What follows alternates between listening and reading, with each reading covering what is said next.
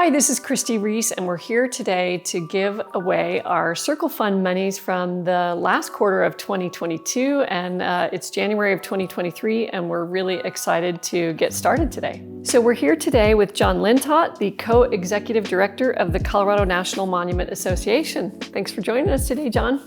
Thank you so much for having me. Yeah, we're really excited that the Colorado National Monument Association was nominated, and this is the first time you received money from the Circle Fund. And I think that a lot of our listeners probably don't know a lot about what your association does. I think people think, well, it's a government monument, right? What else do we need to do? Yeah, we get that a lot. We are a cooperating nonprofit association that works solely to provide financial support for Colorado National Monument for the Park Service.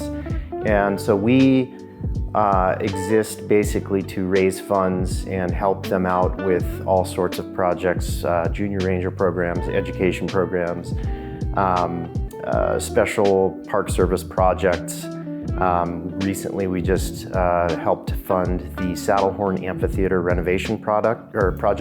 Wonderful. That was amphitheater that had laid completely unusable for years, and so we that's probably the biggest project we've taken on, and it's going to be hopefully ready this summer. It'll be complete. Yay! So we can expect some events there. Oh yes, absolutely. And we also will help the Park Service with interns, paid interns, seasonal employees, anything that they don't have the budget for or can't ask the federal government for compliance reasons. That's where we step in. Well, and I think most people realize that the Park Service doesn't have unlimited funds, right? There's definitely a budget crisis within our park system. And so it's necessary to have organizations that can support, especially something that is so integral to our community as the Colorado National Monument. It's like our identity, right? Yeah. I mean, it's a lot of people in this community consider it their backyard, and we, along with Park Service, our mission is to help preserve and protect it, and as far as funding goes. With the federal government, especially in this day and age, you have no idea if they're going to get the funding they require or are hoping for, and so it's really important for us to be able to step in. Mm-hmm. And so if people want to learn more about the organization or they want to volunteer, I assume you have some volunteer opportunities available? We do have volunteer opportunities available. Ours are more for specific events and community outreach, but we also try to funnel as many volunteers to Park Service as we can. And anything, any information can be found on our website, which is www.coloradonma.org. NationalMonumentAssociation.org. Correct. Okay. Thank you for saying that. Well, we're super excited to be giving you $2,500 today and continue the great work and keep our monument strong and beautiful. Thank you so much. We really appreciate it. Absolutely. Hi, everyone. We are here today with Avery Joyce, who is a board member with Colorado West Pride, and we're really excited to be giving Colorado West Pride some money from our Circle Fund, $2,500. Thanks for coming, Avery. Of course, thank you guys. So tell us a little bit about your organization and what your mission is here in Western Colorado. Of course, yeah. So Colorado West Pride is the main kind of governing board for Pride Fest in Western Colorado. Our mission is to bring education, progression, and unity to Western Colorado and some of Eastern Utah. And we do that through our Pride Fest events, both with some educational and some fun events. Some incorporate both pieces. So yeah, that's our big main event. And then we do some other events kind of throughout the year as well. How long has your organization been in existence? Do you know? Ooh, I'm a newer member, so I don't know exactly, but it's been, I think, at least over a decade. It's been here for quite a while. Wonderful. And I'm sure funding is always a challenge, right? Yes, and if you want to put on programs and raise awareness for issues that affect the LGBTQ+ community, you need funds. Yes, right? Of course. So anything that you all are working on now that you're looking for extra donations for? So right now it's still January, the beginning of the year, so we're still kind of solidifying our calendar for the rest of the year. But we're definitely looking forward to getting donations for some educational events that we're going to put on throughout the year. And then with Pride Fest in September, it's going to be the 5th through the 10th, I believe. So we're looking forward to having some donations for that so we can put that on and keep putting on great events for our community. And then we're also looking forward to supporting some other Pride educational events with other organizations over the summer as well. Awesome. So if people want to learn more about your organization, how can they find out more about Colorado West Pride? So we have a Facebook page. It's just called Colorado West Pride. And then we also have our website, which is coloradowestpride.org. And that's where you can kind of find our schedules, our mission statement, and then you can also reach out to us through our Facebook page as well. That's great to know. So for somebody that might be wanting to get involved, they can reach out either through the Facebook page or is there a contact form on the website?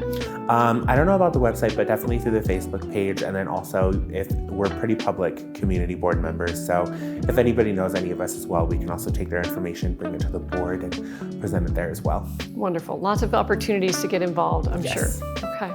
Well, we're honored to give Colorado West Pride $2,500 and continue with your wonderful work.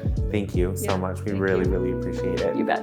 Hi everyone, really excited today to introduce Tessa Kaiser, the Executive Director for Kids Aid, the Backpack Program, and we are giving them $5,000 today from our Circle Fund. So welcome Tessa, and thank you for being here. Tell us a little bit about Kids Aid, the Backpack Program. So Kids Aid exists to bridge the weekend hunger gap for kids. Many of our families that we serve have kids that go to D51 schools where they have access to food during the school week, but when they go home, they're often hungry and without food. So our goal is to bridge that gap. And your organization has been in place for how many years? This is year 15. 15, that's amazing. There's a lot of need in our community, isn't there? There's a huge need. Right now we're serving just over 2,000 kids a week. Wow. And how do you assess that need? Do people apply for the program or it's you go into schools and offer the program? How does that work? So we have a close relationship with site coordinators, and that's a designated person from each location that we serve. Currently we're in 76 different places. And those are our hands and feet and ears, I say, on the ground at those locations. And no one has to enroll to receive a bag. They can simply just have been pinpointed as somebody who seems hungry or might have a need. So we always feed first, ask questions later, and follow up if we need to. That's amazing. That's amazing. And where do you get most of your funding?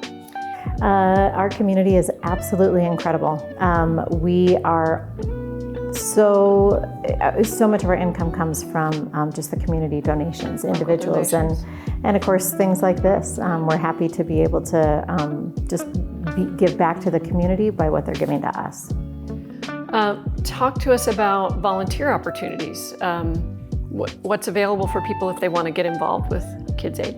So the best way to get involved is to email us or go to our website. There's a button that says volunteer, and then I follow up with those. But we have 2 different crews who work in the warehouse every single Wednesday and Thursday throughout the school year, filling bags. And then we have a whole nother set of crew that drives because we can fill bags all day long, but if they don't go to the community, the kids aren't getting fed.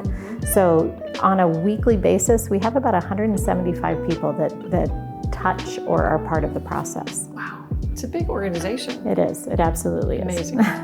Well, thank you for all your hard work. So if people want to volunteer or donate, how do they find out more about Kids Aid? So just go to www.kidsaidcolorado.org, and there's a donate button, there's a volunteer button, and we are even featuring kid chefs. So we have little videos that show my own children making the food that we send home every week, because we're trying to teach kids that it's easy to eat healthy and to just use simple ingredients to make a meal that'll last for the weekend. Wonderful, wonderful. Well, we thank you so much. You and everybody at Kids Aid, all the volunteers and everybody that helps out. a very deserving organization. Thank you for all the hard work. Thank you so much. We appreciate it.